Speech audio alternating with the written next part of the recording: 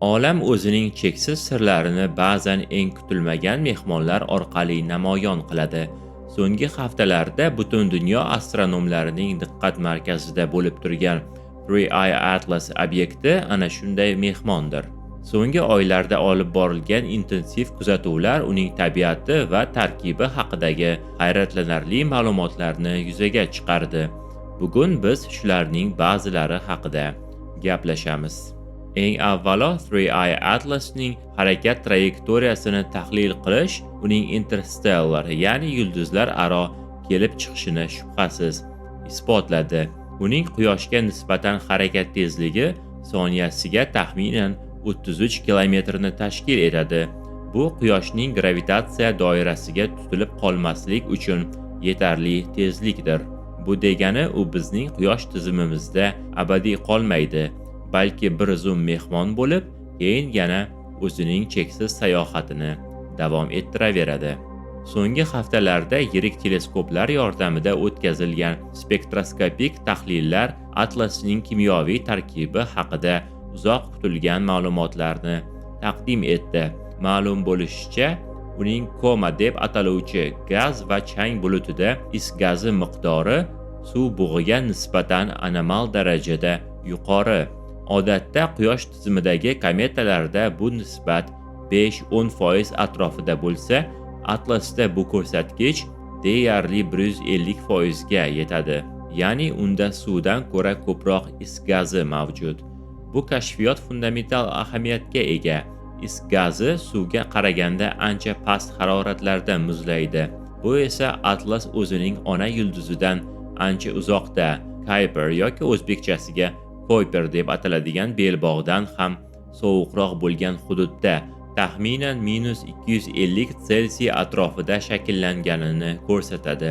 Bu bizga boshqa yulduz tizimlarining arxitekturasi biznikidan keskin farq qilishi mumkinligi haqida bebaho ma'lumot beradi. Ehtimol uning vatanida gaz gigantlari bizning Yupiter va Saturndan ko'ra ancha uzoqroq masofada joylashgan bo'lishi mumkin.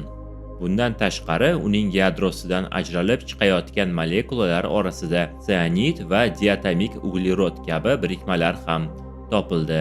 Ularning miqdori Quyosh tizimi kometalariga xos bo'lsa-da, ularning o'zaro nisbati baribir o'zgacha.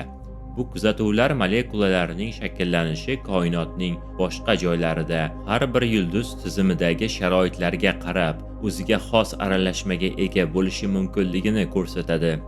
Atlas bilan bog'liq yana bir e'tiborga loyiq voqea uning Quyoshga yaqinlashib borgani sari sodir bo'ldi. O'tgan oy boshida astronomlar obyektning yorqinligi kutilmaganda pasayib, uning shakli o'zgara boshlaganini payqashdi.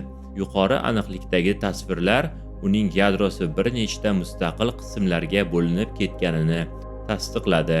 Dastlab ikkita yirik bo'lak, keyin esa yana bir necha mayda parchalar ajralib chiqqani kuzatildi. Parchalarning bir-biridan uzoqlashish tezligi soatiga atigi 5-10 kilometrni tashkil etadi. Bu piyoda yurish tezligidan salgina tezroq degani. Bu hodisa termal stress deb ataluvchi jarayon bilan izohlanmoqda.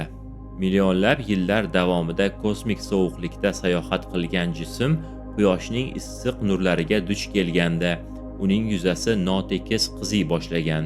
Natijada muzlagan gazlar, ayniqsa yuqorida aytilgan is gazi keskin sublimatsiyaga, ya'ni qattiq holatdan to'g'ridan-to'g'ri gaz holatiga o'tishga uchrab, portlashlar sodir etdi.